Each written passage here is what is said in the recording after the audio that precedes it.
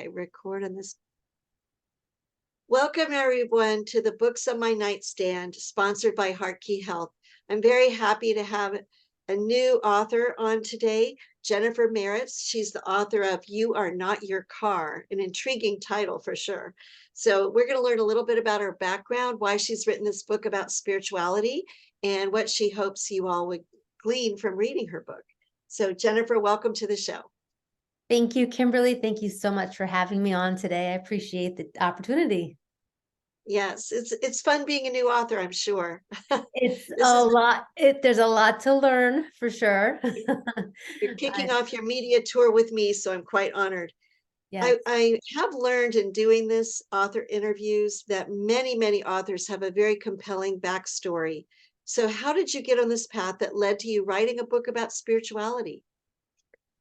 Okay, well, spirituality is kind of my life. It's I geek out on spirituality. I've started my journey with spirituality back probably when I was a small kid. I grew up in a very rural area in upstate New York, and I spent so much of my time outside. I grew up in an area that was we had no neighbors. It was on top of a mountain, and you had to, in the wintertime walk up there to get there because the snow was so deep you couldn't drive a car up. So it was a crazy place to grow up. It's a little different than what probably most people have these days. And in those years that I spent there, I was in nature all the time, and I ate food from my mom's organic vegetable garden, and we didn't have devices and technology like we have today. And I was a kid. So all those things equal my vibrational frequency was very high. And I was very aware of all of the energy around me without having the distractions of, everyday things like we have today out there in the world distracting us. So I started developing my awareness of energy at that point in time, and it just grew from there. The universal energy field was the first thing that I became very aware of. And then after that, I found mentors and I read books. I, just submerged myself in anything that I could learn about spirituality, and it just grew and grew. And of course, a lot of meditating that really helped me on my path as well. So Thank you. That's very interesting. And being familiar with the concept of earthing and grounding yourself, tree hugging, all of those kinds of things where you actually feel the earth's energy, walking barefoot on a sandy beach. I'm very interested in all of that. The sensations that you feel are very real. Absolutely. I rarely had shoes on. So I was earthing all the time. Before it became popular, I was out there absorbing the earth energy. That's awesome. So what do you do professionally? So I own a healing center, all types of alternative healing. I do meditation and chakra balancing. I do spiritual awareness coaching, and with all of that, I just, help people to feel better inside their bodies while they're here having their human experience. That's awesome. That sounds like a really fun business. The title of your book caught my attention because I've always been taught and believed that when I dream about my car, I'm dreaming about my own life. And so talking about You Are Not Your Car really kind of made me want to read your book, because I'm like, well, what's the difference? Yeah. Because in my dreams, it's supposed to be me, but in my real life, it's not. So why don't you tell us about that analogy and why you're using that in the book? Okay, so when we get into our car and we drive around, we are not that car. We are not the vehicle that we've gotten inside of. We get in, we have our adventures, and we move around, the planet, and just have lots of adventures while we're inside of our car. And the same thing happens when we incarnate into our human bodies. So our bodies are like our car. It's just a vehicle to take us from point A to point B to point C and have lots of great experiences. So the analogy is you're not your car is the same thing as you're not that body. You're not that thing that you're looking at in the mirror every day. And to understand that your true essence is your soul, that part of you is the truest, most reoccurring part of yourself, and not the body. When you can start to understand yourself from that perspective, then you start to understand all of your experiences and all of your hardships and happy moments from a much greater perspective that allows you to have a lot more freedom and peace and clarity. And so I just wanted to, I wanted a catchy title, but I also wanted to absolutely make that analogy that just like you're not your car, you're not your body. Right. We're that spirit being inside of this frame that's physical. Is Yes. that Yes. kind of what you're trying to say? So I know nothing about chakras, and I've heard a lot about them lately. So tell me about what chakras are, how they affect our bodies, and how they affect our life. Okay, so you can think of chakras as a bridge. So when there's three parts to it, you have your experience, an emotional experience, and then you have your chakras, and then you have your body. And the chakras are kind of like the bridge. So you have an experience and you have an emotional reaction to it. It could be negative or it could be positive, depending on what that experience was. So then the energy from that experience is then metabolized by the chakras. And if that experience was really good, then that's great. Not much more to say. The energy metabolizes positive and it really nourishes the body, and you go on.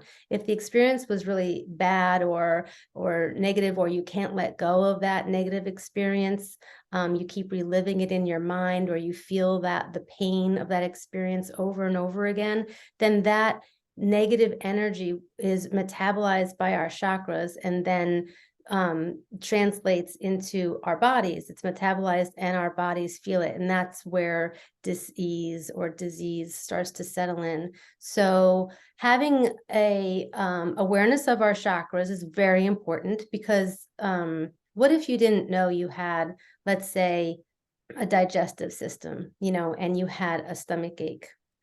If you didn't know you had a digestive system, you might think a lot of strange things like, oh, my heart just fell into my abdomen, or a bone is poking through my body, or something like that. But we know we have a digestive system, and we know that it's just a matter of time before we figure out how to feel better again. Well, if you don't know you have a chakra system and you start to become out of balance with your chakras, all kinds of problems within our body are going to occur, or problems emotionally. The energy just kind of gets stuck inside of our energy. Is constant, right? You can't delete energy. It is always there. You can only change form. So the energy of the experience is going to come through our chakras and come into our bodies. So understanding how to balance our chakras is going to be very important in keeping our health, keeping a healthy body, whether it be, an emotionally, mentally, physically, and spiritually healthy body.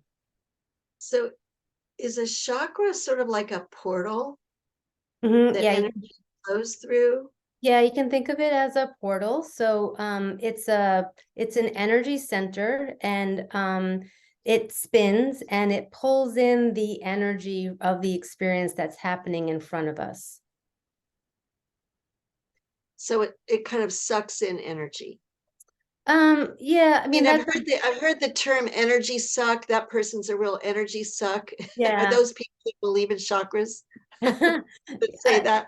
Sucking would be a very, physical way of thinking about it. I wouldn't say it sucks it in, but it, the energy is absorbed into the chakra, and then the chakra, is metabolizing it and bringing it through the nervous system of the body. So it goes into the chakra, and then it goes into the nadis, and then it goes into the nervous system, and then it goes into the endocrine system, and then it goes out and then once it's in the endocrine system, then it's translated into hormones, and then we react, and that's where our emotions are starting to come from.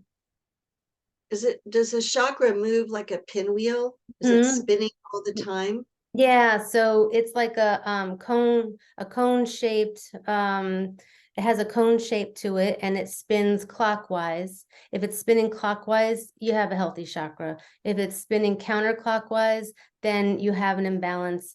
But there's other things that will let you know if the chakra is imbalanced. It can still be spinning clockwise, but it has a wobble to it, so to speak. When I use my pendulum to check people's chakras, the pendulum will spin in the same way that the chakra is going. And so if it's clockwise and it's a nice, nice size spin, then it's a healthy chakra. But if it's too open, that's a problem. And if it's too closed, that's a problem. Sometimes it'll have a wobble type of a spin. There's lots of different characteristics to how a chakra will be behaving based on how a person is absorbing the energy of the situations that they find themselves in. Fascinating. I think I need to be chakra sized. Chakra balanced.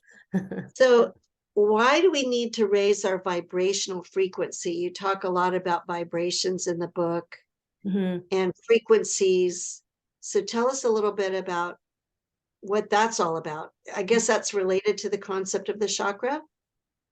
Not necessarily. So our vibrational frequency, so everything in the universe vibrates. That's science. That's not disputable. That's, just a fact. Everything vibrates. And even our physical bodies vibrate, our hearts vibrate, our brains, and everything has a slightly different vibrational frequency.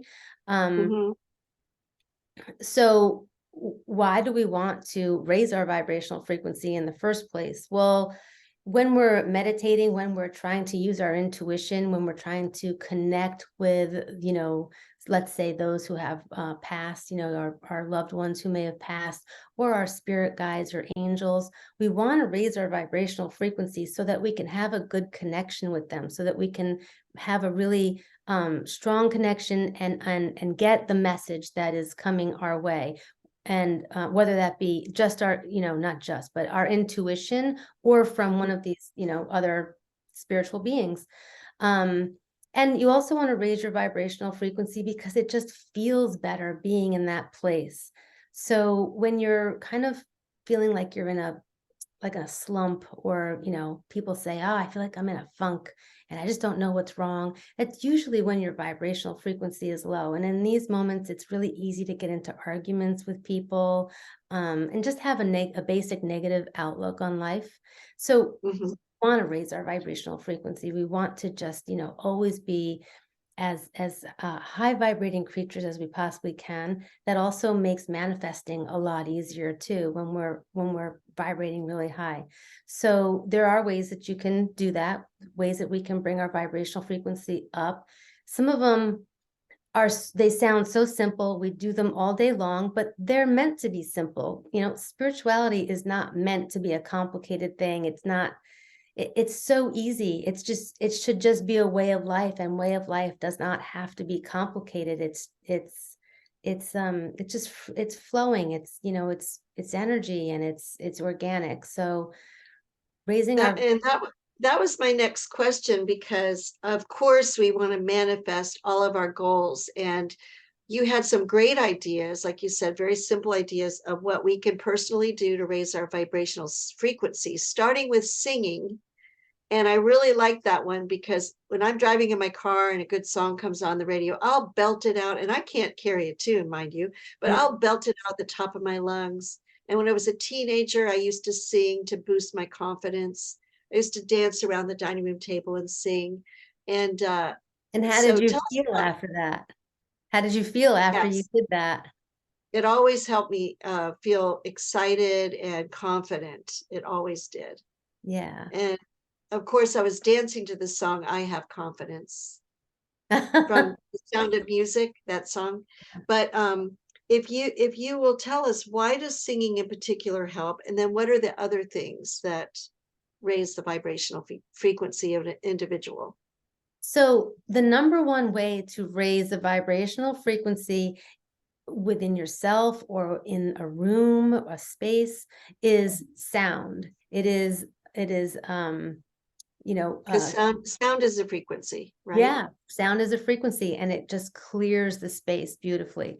So that's why Tibetan singing bowls, they're going to balance your chakras, they're going to raise your vibrational frequency, the room that you're in.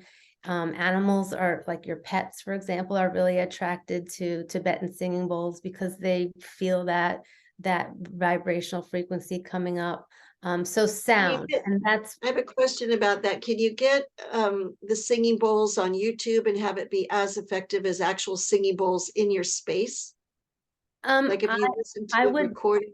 Yeah, I would definitely say no because so yeah, you are definitely absorbing some of the vibrational frequency as it's coming through, but it's distorted because it's not touching you, it's not coming to you. The frequencies are not coming as perfectly to you as they are when you're in the vicinity of something. And also they say if you're pregnant, you shouldn't be within 6, or I think it's 5 feet of singing bowls because it's just too much for the fetus to handle inside the womb. The vibrations come in to our bodies are so much water, and vibrational sound carries itself so easily through water and amniotic fluid. So that's why it's not a good idea to be that close. It's too much for the fetus to handle, so much vibration at that point. But yeah, to answer your question, it's not going to be the same.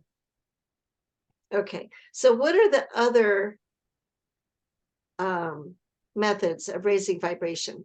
Okay, so singing, like you said, and dancing, any type of movement, just getting your body moving, that's going to start getting, physically speaking, obviously it gets your blood moving. And so once you get that movement happening, your vibration starts to raise up. Another great thing to do is to be in water, especially, because water, again, is so much a part of what our physical bodies are. And so water moves easily through us. That means it's going to carry the energy easily through us, and it helps to just lift our vibrations. Okay, so that begs the question, which is better, a shower or a bubble bath? uh, um, I mean, a bubble bath, because who doesn't love a bubble bath? No, I think any kind of water, just being in the vicinity of water, being in the same space, the same energetic space as water, you're gonna absorb the great vibrational frequency. So, like I was saying before, everything has vibrational frequency. So even water has it, and music obviously has vibrational frequency. Words have vibrational frequency. And so when you bring these things closer to you, they help to bring your own vibrational frequency up to a better place. And you were saying before, the song that you sang had the word confidence in it. That's like saying a mantra, right? Or having a manifestation statement. When you say that word over and over again, you are connecting with the vibrational frequency of that word, and so you're bringing it to you. You're bringing that good positive energy, that vibrational frequency to you, and that's just the exact same way that mantras are so powerful. Even if we don't understand the words of the mantra because maybe it's in another language, you're still saying it. You may not understand it, but you're saying it. And so the vibration of it is still coming to you, and you're absorbing the benefit of it. So Gratitude journaling, things like that, you're getting those vibrations of the words as you put them on paper, even if you're not saying them out loud, just yes. writing them. Let me get myself back here. I don't know what just happened. Okay, go ahead. So, you mentioned that words have vibrations. Even when you're writing the word, it would have a vibration, do you think? Yeah, absolutely. It sounds so, like, oh, that's too easy. And that's what I was saying before about how spirituality is that easy. It's just not as complicated as people sometimes think it is. Meditating, another great way to raise your vibrational frequency, but people get hung up on meditating and thinking, am I doing this the right way? Or should I be doing it? I need to follow certain steps. And it's again, not that complicated. You just follow your intuition. And then again, people say, well, how do I know I'm doing my intuition right? And you go with what feels right, and if it feels right, then you're going in the right direction. And these are really easy steps: singing, taking a shower, moving, writing down gratitude words, or being thankful, or helping somebody else. When you help somebody else, you are wonderfully raising your vibrational frequency, because you feel good. You're making that person feel good. You're helping them, which then that in turn makes you feel good. And if you're feeling good, then you have raised your vibrational frequency. And that's the bottom line: feeling good, getting yourself out of that funk that you found yourself in the first place. Yes, I love this idea, because usually when I'm in a funk, I just change my activities to accommodate the funk.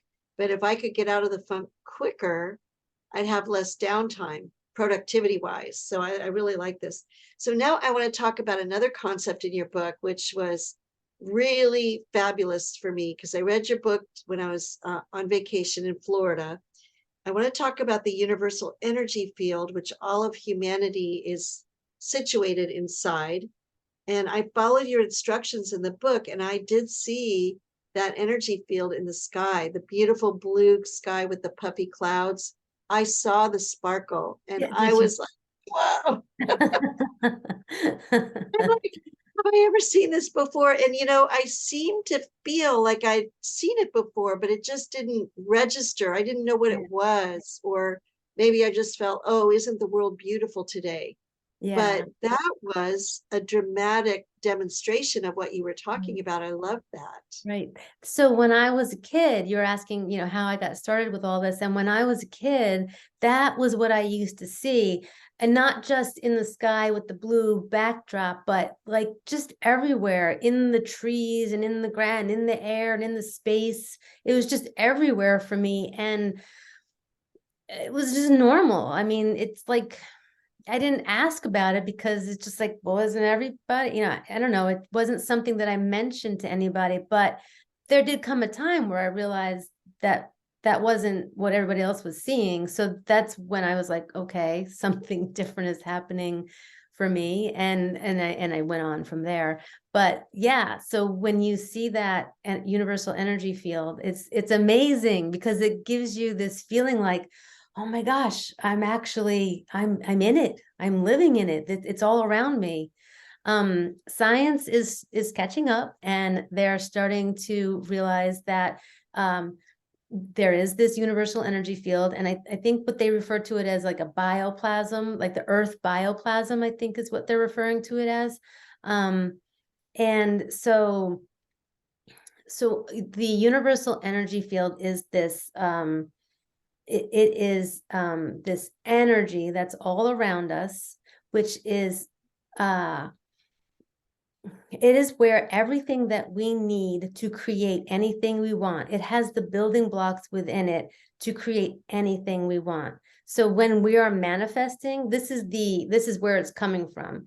It's not like a place you go to, it's not a destination that you can walk or drive to. But it is literally all around us. And when you shift your physical eyes in such a way, then you become aware of it physically. You can become aware of it. But energetically speaking, it is the space that's all around us all the time. And it has within it all the love energy, all of that great source energy. But it also has within it everything that we need to create and create anything we want within our lives. And are you familiar with that book, The Science of Getting Rich by Wallace Wattles? Because he No. talks about this. He talks about this very thing. He doesn't call it universal energy field, I don't think, but I'll check. I'll go back and reread it. Okay. He talks about the fact that we can manifest whatever by tapping into this source, this universal source that's available, but just most people don't know how to tap into it. Right. Yeah. Yeah. And in So my book, I've kind of laid out, you must have read that part. I laid out all of the steps on how to manifest anything you want. And it's easy, you raise your vibrational frequency. Okay. Understand yourself as a soul. See yourself from the perspective as a soul and not as a body. Okay, done. Meditate and raise your vibrational frequency, but meditate and connect with, your spirit guides and whatever it is that you want to connect with. There's so much within the universal energy field that we have at our disposal, but we're not taught that at a young age. We're not taught really much of anything about spirituality. And so there's just so much that we're missing that we're not able to take advantage of because unfortunately we just weren't taught it. that's right. And those that kind of poo-poo having a faith are missing out that there is this spiritual side of life. There is this part of life that requires belief in something you can't yet see. Mm-hmm. Yeah. That you will have that car you've been dreaming of someday. Yeah. You know, Yeah. you will have that beach house, Right. Um, And if you start with small things, like just manifest something small, it will start to like a parking space at the grocery store, yeah, right? yeah, something like that. It will reinforce your beliefs. You have these serendipitous moments and don't just brush them off as, oh, well, that was a coincidence. Start to really notice all of your serendipitous moments, all of those like little God winks, and you start to say, wow, there's a lot happening around me that must be from the universal energy field, or must be from source energy. And when you start to connect that way and let it come to you, then it comes to you. But again, the universe is always going to it's going to reflect back to you what you give it. And one of the things I say in my book is to when you're writing your manifestation statement, you want to make sure that it's in the now, right? So you don't say I want to have, because that means you are always wanting to have it. You want it in the future, and you will never get to the future. You're always in the present. So when the future comes, you're still in the present. And if you want it for the future, you're always going to keep wanting it. So you have to make it in the now. You have to make it very positive. There's a bunch of steps that I've laid out very clearly on how to manifest things that you want, but understanding that it is all right there for us to just grasp we have to understand that we're very powerful, creative energy beings, and we have the ability to create and to have and to be happy and to be joyful and to go down that path of just having clarity and just creating anything we want within our lives. That's what brings happiness. That's what brings peace, and that's that's what everybody wants in the end: happiness and peace. Yes. And the Judeo-Christian teachings that I'm familiar with talk about us being made in the image and likeness of God, who is the ultimate creator. And we're mini creators of our own future, right? Yeah. We're mini creators. Right. Now we're running a little bit out of time, so I'm going to probably have to go to, I just want to, if you could quickly talk about the issue of negativity and the importance of getting that out of the way. Okay. So a negative moment that somebody experiences, all moments come to us very neutral, and it's the individual's subjective interpretation of the moment that makes it negative or positive. So Mhm. for example, if somebody is showering somebody else with adoration, but the person on the receiving end doesn't like that adoration, that's negative, but the person was giving it to them from a positive perspective. So it's how you perceive that negative moment. Mhm. If we're always perceiving all of our experiences from a negative perspective, then our chakras are always bringing in that negative energy, because we are constantly revisiting it in our minds. That was a negative experience. I didn't like that experience. That was terrible. It was terrible. It was terrible. And so then our chakras are metabolizing that terrible, terrible energy. And that's why we don't want to have all that negative energy around us, because in the end, it's just really, really hurting our physical bodies, and it's bringing in disease. Okay, that's excellent. You are not your car. I'd like the author now to say what she hopes you'll get from reading this book. And I will be putting the link in the show notes where to buy the book. It's one way you can support my channel and help me interview more authors. And I'll also be putting links to her Mind, Body, Soul website so that you can contact her. Oh, and she does have 2 locations near Lewes, Delaware, and Leesburg, Virginia, where she's now doing her health practice. So we'll have all that information in the show notes. But please, Jennifer, tell us what you hope people will get when they buy your book. You've said so much already, but just in a nutshell, what are you hoping that they take from it? In a nutshell, I want people to understand that they are not their physical bodies, that you are your soul. And from there, the sky's the limit. You can create anything you want. What a good friend to have. Jennifer, thank you so much for being on the podcast. And thank you, everyone, for listening to Jennifer and I discuss her wonderful new book, You're Not Your Car. And you saw it here first. We're the first podcast she's doing on her media tour. And I'm just delighted that her PR firm allowed me to be engaged with this process of getting her book out to market. Thank you so much. Thank you, Kimberly. It's been great.